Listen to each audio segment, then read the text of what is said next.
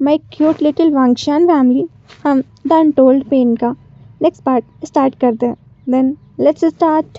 Wing ने पूछा, वो कौन है? वांगजी ने शांति से जवाब दिया, मिन साम्राज्य के राजा किंग मिन युन। फ्लैशबैक। पड़ोसी राजाओं ने निमंत्रण भेजे जाने के बाद युवराज के नामकरण समारोह और अगले सम्राट के राज्याभिषेक समारोह में भाग लेने के लिए अपनी रानियों के साथ महल में आना शुरू कर दिया है। लान शिया अपनी ही भ्रामक दुनिया में खोई रहती थी। कभी कभी उसे वांगजी और यहाँ तक कि विंग का भी भ्रम हो जाता था और वह आत्मघृणा करने लगी थी, क्योंकि उसे लगता था कि 3 बच्चे होने और इस विवाह में उसके 7 साल बिताने के बाद भी उसे अपने पति का प्यार नहीं मिल पा रहा। वहीं शाही नौकरानियां लान शिया की मानसिक स्थिति को लेकर गपशप शुरू कर दी थी। नौकरानियों की गपशप के अनुसार विंग ने वांगजी वारिस को जन्म दिया, जिस कारण लान शिया परेशान है, इसीलिए वांगजी उसे अनदेखा कर रहा है। उन्हें यह नहीं पता था कि हाल की ही घटनाएं शिया की असुरक्षाओं को जगाने के लिए एक ट्रिगर मात्र थी, जो उसकी अपनी मां ने उसके मन में डाल रखी थी। अब शिया अपनी असुरक्षाओं में खो गई है, जो समय के साथ बढ़ती जा रही हैं। तभी एक शाही नौकरानी वहां आई और उसने कहा, कॉन्सर्ट शिया, राजा यून यहाँ आपसे मिलने आए हैं। शिया, उसकी आंखें खुशी से भर गई। वो खुशी से अभिभूत होकर अपने पिता से मिलने गई। शिया ने अपने मन में सोचा, मैं अपने पिता से बहुत प्यार करती हूँ। वह एकमात्र ऐसे व्यक्ति हैं जिन्होंने मुझे अपने बच्चे की तरह लाड़ प्यार दिया। जब मेरी माँ मुझे बड़े राज्य के राजा को पकड़ने के लिए एक संभावित चारा के रूप में देखती थी। शिया के पिता राजा यून बड़े सपने और बड़ी महत्वाकांक्षा वाले व्यक्ति हैं। वह सबसे बड़ी भूमि पर शासन करने वाला और एक अपराजय राजा बनना चाहता है था। यही कारण है कि उसने सम्राट लान के खिलाफ युद्ध किया था, लेकिन वह युद्ध हार गया और संधि के रूप में उसे अपने राज्य का एक हिस्सा खोना पड़ा। उस हार ने उसका आत्मविश्वास तोड़ दिया और उन्होंने फिर कभी युद्ध नहीं किया। राजा यून के अतिथि कक्ष की व्यवस्था अतिथि महल के बजाय महल में ही की गई, जो यहाँ से ज़्यादा दूर नहीं था, क्योंकि वो कॉन्सर्ट शिया के पिता भी हैं। शिया अपने पिता के कमरे में पहुंची और उत्साहित होकर हॉल में प्रवेश किया। वो फादर बोलने ही वाली थी, पर तभी उसकी मुस्कान एक परेशानी में बदल गई जब उसने देखा उसके पिता अपनी तलवार का निरीक्षण कर रहे थे। शिया के पिता को उम्मीद थी कि वह अपनी पत्नी को महल में देख पाएंगे, लेकिन कुछ ही घंटों में उन्हें पता चला कि पिछले कुछ महीनों से वो यहाँ नहीं है। नौकरानियों के अनुसार वह अपने राज्य लौट गई है, लेकिन वह वहाँ नहीं पहुँची। उन्होंने तुरंत ही सारी बातें जोड़ ली, क्योंकि राज्य में उनके गुप्त ठिकाने की जांच करने के लिए भेजे गए सैनिक भी वापस नहीं आए। तभी शिया ने अपने पिता से पूछा, पिताजी, आप तलवार के साथ क्या कर रहे हैं? किंग ह्यून शिया की ओर देखे और मुस्कुराते हुए बोले, ना कोई यह विवाद है, ना स्वास्थ्य के बारे में कोई सवाल। आप अपने पिता का स्वागत इसी तरह करेंगी? शिया ने कहा, नहीं पिताजी, बस आप अपनी तलवार को ऐसे चेक कर रहे हैं जैसे किसी उत्सव में नहीं किसी से लड़ने जा रहे हैं, इसीलिए मैंने पूछा। राजा यून ने कहा, मुझे अपनी सुरक्षा में के बारे में सावधान रहना चाहिए, क्योंकि महल के अंदर किसी भी सैनिक या हथियार को ले जाने की अनुमति नहीं है, इसीलिए मैंने इसकी जांच की। शिया ने कहा, ठीक है पिताजी, आप आराम करें। यात्रा को पूरा दिन लग गया, इसीलिए रात के खाने का समय हो चुका है। मैं आप और आपके मंत्री जी के लिए रात का खाना भेजती हूँ। उसके पिता ने कहा, ठीक है, और शिया वहाँ से चली गई। वहीं आधी रात के समय शिया अपने पिता का हालचाल जानने के लिए अपने पिता के कक्ष में प्रवेश करने ही वाली थी, पर उसने अपने पिता और उसके मंत्री के बीच की बातें सुनी। किंग यून ने अपने मंत्री से कहा, क्या तुमने जांच की? सभी सो गए हैं? क्या आपको यह पता चल गया कि हायर को कहाँ रखा गया है? मंत्री ने अपना सिर हिलाया। तभी किंग यून ने कहा, अच्छा हुआ, चूँकि हमारे पास पर्याप्त सैनिक नहीं है, इसीलिए हमें चुपके से काम करना चाहिए। और एक बार जब हम उस छोटे लड़के और वांगजी को मार देंगे तो सम्राट लान कुछ भी नहीं कर पाएंगे। हम आसानी से पूरे महाद्वीप पर कब्जा कर सकते हैं, जो वांगजी के अधीन है। शिया शॉक्ड थी। उसे अपने कानों पर विश्वास नहीं हुआ। उसने अपने आप में कहा, क्या मैं सही सुन रही हूँ? यह एक सपना है, या फिर मेरी नौकरानियों के अनुसार यह मेरा एक भ्रम है? मैंने कभी नहीं सोचा था मेरे पिता के भी मेरे विवाह के पीछे कोई गुप्त उद्देश्य होंगे। उसने कांपती हुई आवाज में कहा, फादर। वहीं किंग यून शिया की ओर मुड़े और बोला, अंदर आओ बेटी, तुम बाहर क्यों खड़ी हो? शिया अंदर आई और उसने अपने पिता की आंखों में देखते हुए कहा, आप क्या योजना बना रहे हैं पिताजी? यह मेरा राज्य है, आपकी बेटी का घर, और जिसे आप मारने की योजना बना रहे हैं वो मेरा पति है और उसका खून है। क्या आपको मेरी जिंदगी और मेरी खुशी की परवाह नहीं है? तभी किंग यून ने कहा, मुझे आपकी खुशी की परवाह है। यही कारण है कि मैं यह काम आपकी जानकारी के बिना करना चाहता था। लेकिन अब जब तुम्हें पता ही चल गया तो मुझे तुमसे कुछ भी छिपाने की ज़रूरत नहीं है। मैं इतने सालों से तुमसे वारिस पाने का इंतज़ार कर रहा था। चूँकि मेरा कोई बेटा नहीं है, इसीलिए मैं इस लान साम्राज्य पर अपना कब्जा पाने के लिए अपने पोते को इस पूरे महाद्वीप का शासक बनाना चाहता था। वहीं शिया एकदम चौंक रह गई। तभी किंग ने आगे कहा, हर बार जब आप प्रसव पीड़ा में होते थे तब मैं अपने पोते की खबर का इंतज़ार करता था, ताकि मैं बिना किसी पूर्व सूचना के महल पर हमला कर सकूं और वांगजी को मारकर राजधानी पर कब्जा कर सकूं। सम्राट लान अपने इकलौते बेटे की मौत की खबर सुनकर ही मर गए होंगे। फिर मैं पूरे महाद्वीप पर तब तक राज करूंगा जब तक मेरा पोता वयस्क नहीं हो जाता। मैं भूल गया, मैं उस बीवुशियान को भी मार डालूंगा। आखिर उसके अंदर भी तो बे का खून ही है। वह अकेले ही इस राज्य को वापस पा सकता था, क्योंकि सभी मंत्री, यहाँ तक कि राज्य के लोग भी उसे वांगजी और सम्राट लान के बराबर सम्मान देते हैं। पर मैं क्या करूं? तुम तो सिर्फ बेटी ही पैदा किए जा रही हो। मेरे सपनों पर पानी फेर दिया। फिर भी मैंने अगली बार के लिए इंतज़ार किया, लेकिन जब हाल ही में मुझे तुम्हारी माँ का पत्र मिला कि तुम दोबारा बच्चा पैदा नहीं कर सकती, तो यह आखिरी बूंद थी। अगर मुझे कोई वारिस नहीं भी मिला तो भी कम से कम मैं कुछ समय के लिए राजा की तरह रहूंगा। इसीलिए मैंने कुछ सैनिकों को महल पर हमला करने और सम्राट लान, वांगजी और उस बीवुशियान को मारने के लिए भेजा, जो संभावित वारिस दे सकता था। रिया एकदम चौंक थी। उसे याद आया आक्रमण और सम्राट की हालत तथा उसके बाद की सारी बातें याद आ गई। तभी किंग यू ने क्रोधित आवाज में कहा, लेकिन वह योजना सफल नहीं हुई। जब मुझे वारिस की खबर मिली तो मैंने एक बार फिर कुछ सैनिकों को हमला करने के लिए भेजा, लेकिन उस लान वांगजी ने उसने सभी रास्ते बंद कर दिए, सैनिकों को भी पहरे पर लगा दिया। फिर समारोह में भाग लेने के बहाने मैंने कुछ सैनिकों को महल के अंदर भेजने और अपने साथ लाने की कोशिश की, लेकिन उन्होंने सैनिकों के प्रवेश पर भी प्रतिबंध लगा दिया और अब मुझे खुद ही यह काम करना होगा। किंग यू उसकी आंखों में निर्दयता झलक रही थी। उन्होंने अपनी तलवार की ओर देखते हुए कहा, इसीलिए मैं जहर में डूबी तलवार लाया हूँ। एक ही बार से उस लान वांगजी और उसके वारिस दोनों मारे जा सकते हैं।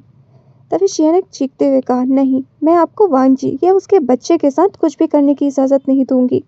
मैं तुरंत वांगजी को सूचित करूंगी। शिया वहां से जाने के लिए मुड़ी। तभी किंग यू ने कहा, मेन शिया, तुम्हारी माँ वांगजी की हिरासत में है। यह जानने के बाद भी क्या तुम फिर भी उसकी मदद करोगी? सिया उसके कदम रुक गए। वह पकड़ी गई, लेकिन मुझे नहीं पता कि कैसे। वह मेरी पीठ पीछे कुछ काम करती है। अब मुझे अपना काम पूरा कर लेना चाहिए, इससे पहले कि लान वांगजी मुझे वापस खोज ले। वहीं शिया एक पल के लिए चौंक गई, पर उसने बिना पीछे मुड़े कहा, मैं अभी भी अपने फैसले पर कायम हूँ पिताजी। वो मेरी माँ नाम मात्र की हैं, कामों से नहीं। उन्होंने कभी इसकी परवाह नहीं की। सिया कुछ कदम चली ही थी, तभी उसे अचानक अपने पेट में तेज दर्द महसूस हुआ। उसकी आंखें आश्चर्य और शौक में बड़ी हो गईं। उसने नीचे देखा, उसके पिता की तलवार उसके पेट से बाहर निकली हुई थी। किंग मिन ने कोल्ड आवाज में कहा, तुम इतनी जिद्दी क्यों हो मिन शिया? वहीं शिया अपनी तेज ऊर्जा के साथ दौड़ना शुरू कर दिया। वो अपने पेट को पकड़ते हुए पश्चिमी वीर की ओर भागने लगी। वहीं किंग मिन ने भी शिया का अनुसरण करते हुए कहा, लगता है जहर तलवार में पूरी तरह नहीं गया। अब तक तो उसे मर जाना चाहिए था इससे पहले कि वह किसी को बता दे। चलो उसे पकड़ लें। लेकिन इससे पहले कि मिनशिया के पिता मिनशिया को पकड़ पाते, वांगजी ने उन्हें ढूंढ लिया और अब किंग यू ने उस पर हमला करने की कोशिश की तो उसका सिर काट दिया गया। सैनिकों ने मंत्री को पकड़ लिया और उसे जेल में डाल दिया। फ्लैशबैक अंत हुआ। प्रेजेंट टाइम में हर कोई मिनशिया के बिस्तर को घूर रहा था। वहीं मिनशिया उसे धीरे धीरे होश आया। अब कमरे में केवल वांगजी, विंग और महारानी ही बचे थे। मिनशिया उसने अपनी आंखें खोली। शिया वो जानती थी अब उसके पास ज़्यादा समय नहीं है। वहीं वांगजी शिया के पास अपनी लाल आँख लिए खड़ा था। विंग शिया से थोड़ी दूरी पर खड़ा था। शिया ने विंग की ओर उंगली उठाकर उसे अपने पास आने को कहा। वहीं सभी लोग हैरान हो गए। हर किसी को लगा कि शिया आखिरी बार वांगजी से कुछ अंतिम शब्द कहेगी। वहीं विंग, हालांकि वो आश्चर्यचकित था, फिर भी वो मिनशिया के पास चला गया। विंग को दुख नहीं, जो गलत भी नहीं है, क्योंकि उसका मिनशिया के साथ किसी भी प्रकार का कोई रिलेशन नहीं था। लेकिन उसे मिनशिया पर दया आती है क्योंकि उसकी दर्दनाक मौत हो रही है और वह अपनी बेटियों को बड़ा होते हुए और उनकी शादी होते हुए नहीं देख पाएगी। तभी शिया ने अपनी अटकती हुई आवाज़ से कहा, आई एम सॉरी। वहीं विंग ने उसके पकड़ते हुए कहा, आपको किंग से शादी करने पर दुखी होने की ज़रूरत नहीं है, यह भी उनका ही फैसला था। शिया ने अपने सिर को ना में हिलाया और कहा, नहीं। उसने एक भारी सांस ली और कहा, नहीं, मुझे आपसे एक रहस्य छिपाने के लिए माफ़ी चाहिए। सच छिपाना अपराध करने के बराबर है। मैंने 10 साल तक इस सच्चाई को दबा कर रखा। यह मेरा आखिरी मौका है, इसीलिए मैं इसे कहना चाहती हूँ। विंग कंफ्यूज था। तभी शिया ने सैड टोन में कहा, मुझे माफ़ कर दीजिएगा विंग, आपसे यह छिपाने के लिए कि आपने अपना पहला बच्चा खो दिया है। विंग घबरा गया और उसने कहा, नहीं, मेरा बेटा सुरक्षित है, वह सीजिए के साथ है।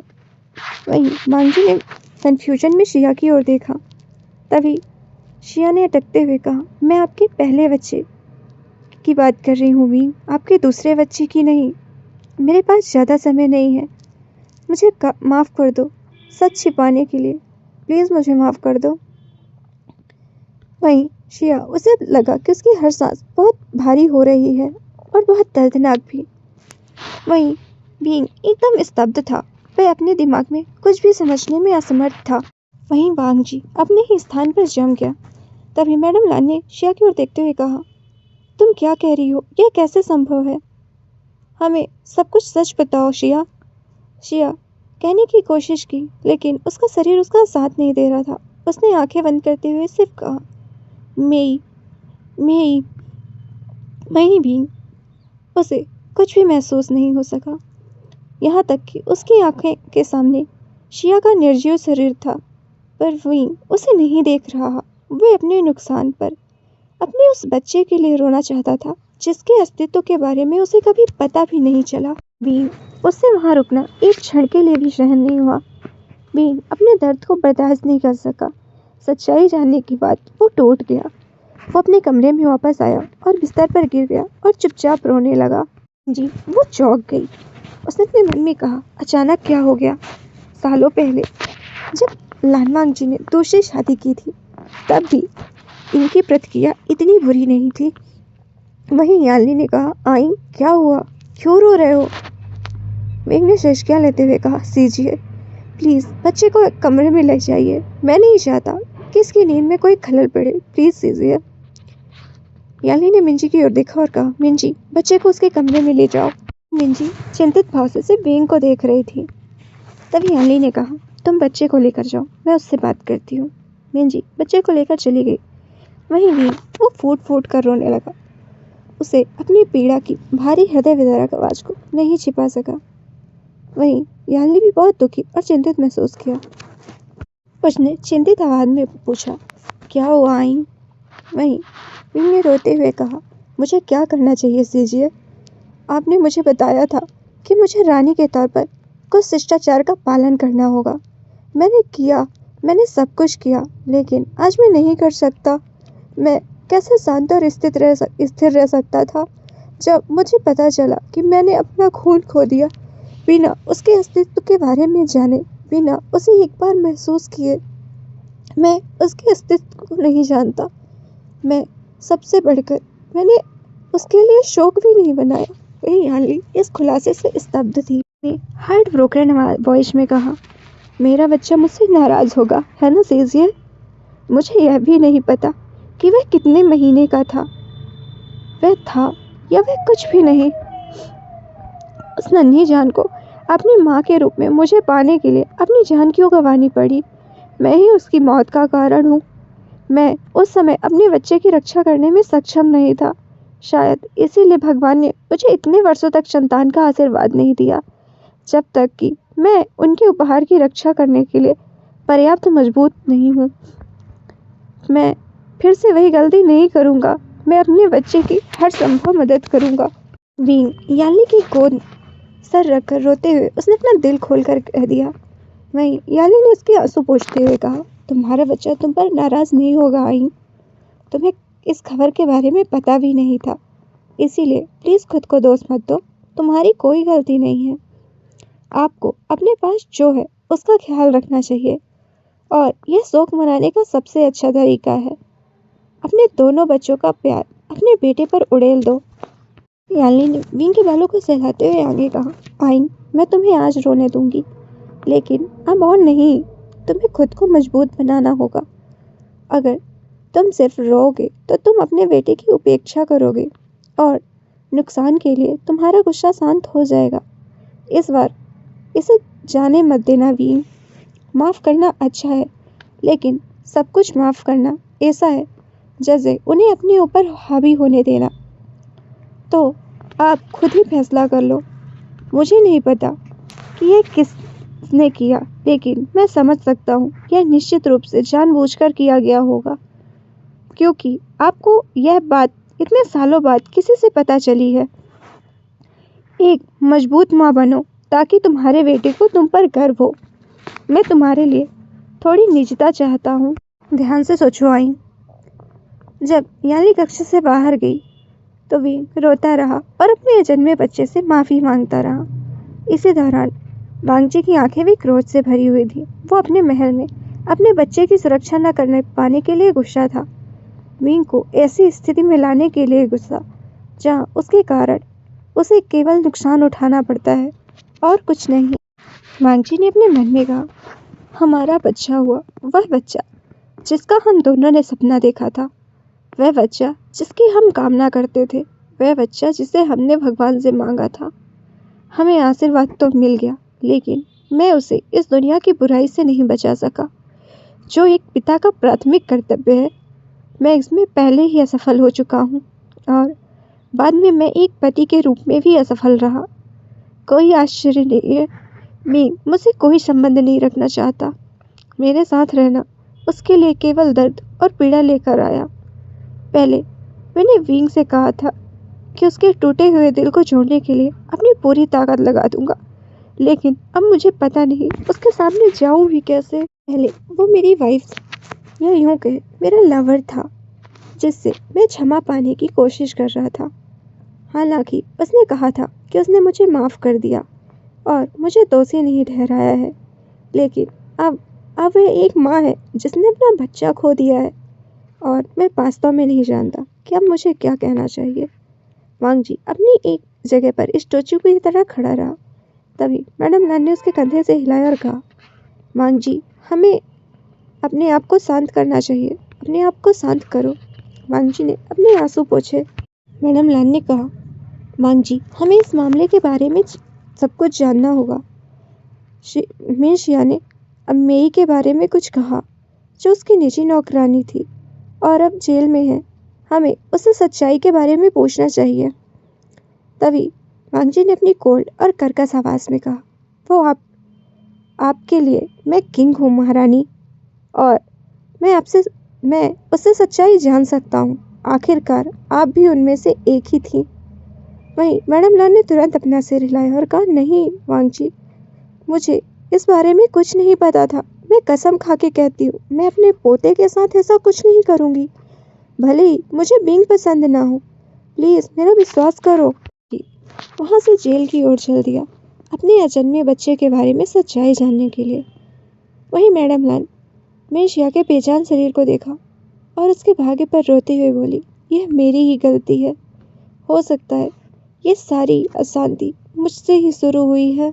वहीं कुछ समय बाद वांगजी जेल के उस कोठरी में पहुंचा जहां मेई को रखा गया था।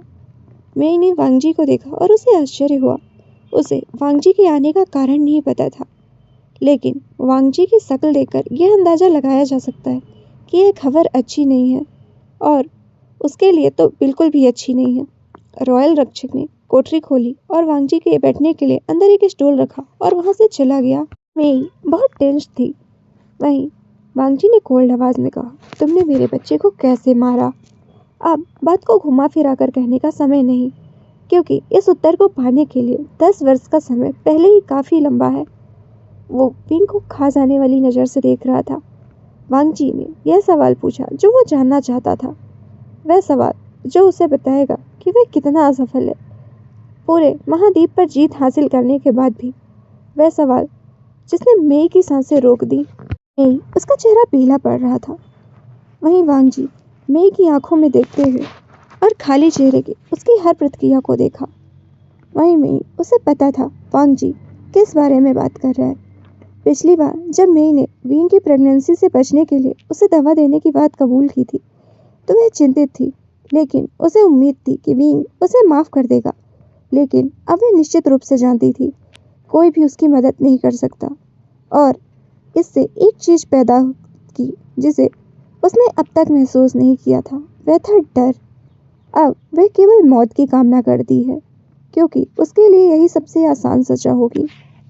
मेई डरी हुई थी। उसने कहा, किंग, मैं सब कुछ बता दूंगी, लेकिन प्लीज मेरे कामों के लिए कॉन्सर्ट मेसिया को दोषी न माने। वो जिम्मेदार नहीं थी। तभी वांगजी ने गुस्से में कहा, मेसिया नहीं रही। उसने अपनी मृत्युशैया पर इस बात को कबूल किया। वहीं मेई अपनी जगह पर जम गई। वह बेहद हैरान थी। उसे यकीन नहीं हो पा रहा था कि मेसिया मर चुकी है। तभी वांगजी ने कहा, अब मेरे पास तुम्हारे दुखी होने तक का इंतजार करने का समय नहीं है। मुझे अभी जवाब चाहिए। मेई बोलने की कोशिश की, लेकिन शिया की मौत के सदमे के कारण उसका मुंह ही नहीं खोल रहा था। उसने एक गहरी सांस ली, अपने आंसू रोके और कहा, यह आपके और क्वीन की विवाह के 3 महीने की बात है। 3 महीने बाद की बात है। क्वीन विंग की नौकरानी मिंजी अपने पारिवारिक मुद्दों के कारण पैलेस को छोड़कर अपने परिवार से मिलने गई थी। इसीलिए महारानी की मुख्य नौकरानी होने के नाते मुझे अन्य नौकरानियों की देखरेख के साथ रानी विंग की सभी जरूरतों का ख्याल रखना पड़ा। उस समय रानी विंग को भोजन के लिए अजीब सी लालसा हो रही थी, और उसके सभी लक्षण एक ही बात की ओर इशारा कर रहे थे कि वो अवश्य ही आपके ने गर्भ में संतान को जन्म देने वाली हैं। मुझे रानी विंग के बारे में सब कुछ रानी युन को बताने का निर्देश दिया गया था। महल के बाहर उनके मुखाबिर थे जो जल्दी से उनके राज्य तक पहुंच सकते थे। इसीलिए मैंने अपना संदेश बताने के लिए एक संदेश भेजा। हालांकि इसकी पुष्टि नहीं हुई, और तभी मुझे वह जड़ी बूटी मिली जो गर्भावस्था से बचने के साथ साथ पहले से ही गर्भवती होने पर बच्चे को गिराने में भी मदद करेगी। यदि बच्चा गिरा दिया जाता है तो क्वीन के पेट में बहुत दर्द होगा, और जब चिकित्सक या गवर्नर्स उसकी जांच करेंगे तो उन्हें पता चल जाएगा। इसीलिए मैडम मिन ने आपातकालीन होने का नाटक किया। वहीं वांगजी अनजाने में ही उसकी आंखों से आंसू बहने लगे।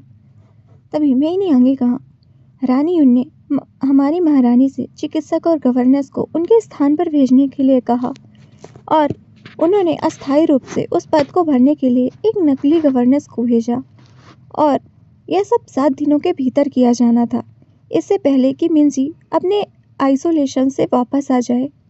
इसीलिए हमने बिना किसी संदेह के इसे तुरंत कर दिया। वहीं मांगजी, उसने अपनी मुट्ठी भींची। उसने अपने मन में कहा, मुझे उस समय विंग की लालसा याद आ गई। याद आया कैसे विंग उसके लिए कैसे वह विंग के लिए खाना पकाता था। वांग जी उसकी आंखों से आंसू बहने लगे। एक शक्तिशाली साम्राज्य के राजा के रूप में वांग जी के पास सख्त नियम और कानून हैं जिनका पालन करना होता है। सबसे महत्वपूर्ण बात यह है कि वह कभी भी किसी के सामने अपनी कमजोरी नहीं दिखाता। अभी वांग जी के लिए कुछ भी मायने नहीं रखता सिवाय इसके कि वह अनजाने में अपने बच्चे को खिलाए और उसे बिना किसी भावना के खो दिया। वांग जी बिना कुछ सोचे जेल से बाहर निकल गया। हालांकि वांग जी ने मेई से और कुछ नहीं कहा, लेकिन वो जानती थी कि उसे बख्शा नहीं जाएगा। वांग जी ने अपने मन में कहा, मैं अपने बच्चे की रक्षा नहीं कर सका। मुझे ही विंग को बुरी नज़रों से बचाना चाहिए था और मैं इसमें विफल रहा, जिसके लिए मैं विंग के साथ बड़ी कीमत चुका रहा हूँ। गाइस आज के लिए बस इतना ही। मिलते हैं कल। Bye bye.